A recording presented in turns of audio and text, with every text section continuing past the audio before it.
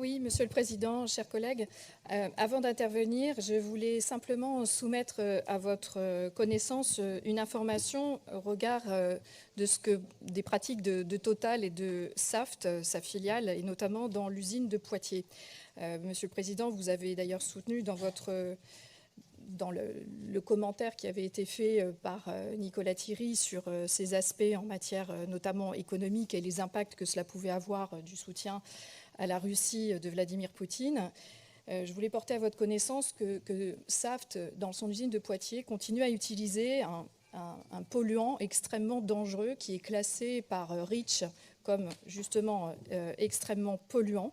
Ce polluant s'appelle l'octylphénol éthoxylé. Il est utilisé dans les batteries au lithium. Il est interdit depuis le 4 mars 2021 et il continue à être utilisé par cette société dans ce lieu de production. Pour notre groupe, c'est assez insupportable et d'autant plus que le préfet a mis en demeure la société Saft d'arrêter l'usage de ce polluant.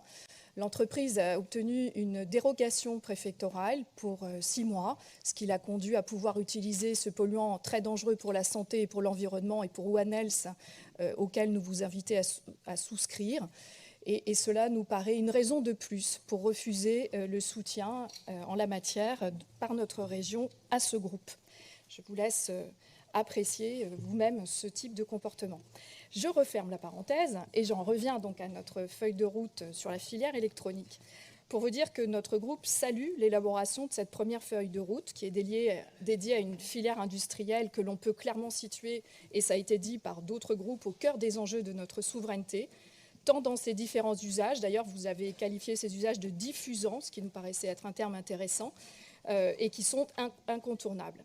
La méthode également que vous proposez, elle est classique, Monsieur le Président, de ce que vous avez fait en Aquitaine et Nouvelle-Aquitaine. Elle repose sur une concertation des différents acteurs impliqués dans la filière, à l'origine de propositions et de structuration en thématique. C'est une logique collaborative que nous apprécions et nous vous en remercions.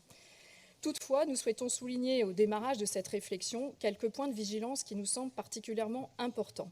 Il y en a 3. Le premier porte sur l'environnement. Vous avez décrit le contexte et vous avez parfois mentionné dans les documents que vous nous avez soumis les enjeux environnementaux. Mais ils ne se retrouvent que très faiblement dans les 3 ambitions qui suivent la première ambition sur justement la fédération des acteurs. Vous avez employé le terme de résilience qui sonne à nos oreilles assez transition écologique. Toutefois, finalement, dans l'ambition 2, cette résilience n'est employée que de manière économique et elle désigne le renforcement des capacités financières de la filière ou alors celui de l'usage des technologies 4.0.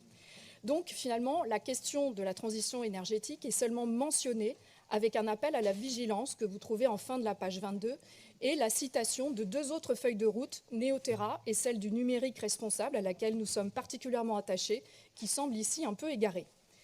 Donc cette quasi-omission de l'impact de la filière dans les propositions d'action concrètes nous semble assez étonnante, mais surtout assez grave pour une feuille de route qui entend jalonner le déploiement de la filière pour les années qui viennent.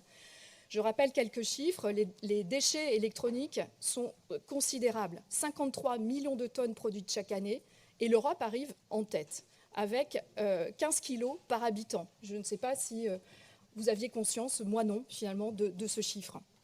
L'augmentation est exponentielle, plus 21% en 5 ans. Et seulement 17% dans la filière ont été d'abord collectés, puis recyclés.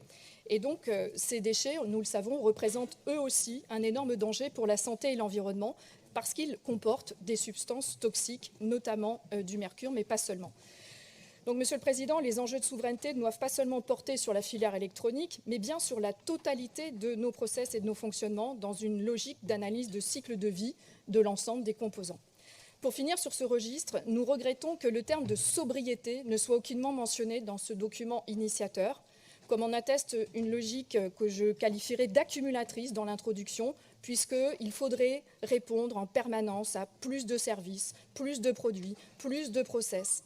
Et certes, l'économie circulaire et le recyclage sont mentionnés, on les retrouve uniquement dans une action sur les 35, la 27, mais une question nous taraude.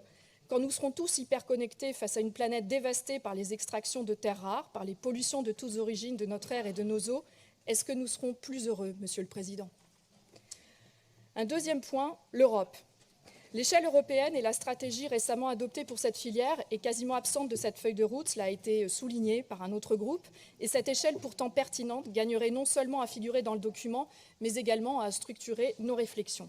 Enfin, l'équilibre entre innovation et production, puisque les prescriptions de l'Union européenne visent justement à s'écarter de l'innovation qui est un petit peu survalorisée dans le document en comparaison des enjeux d'industrialisation et de relocalisation. Donc notre groupe se tient à votre disposition pour apporter ses compléments aux réflexions collectives déjà engagées.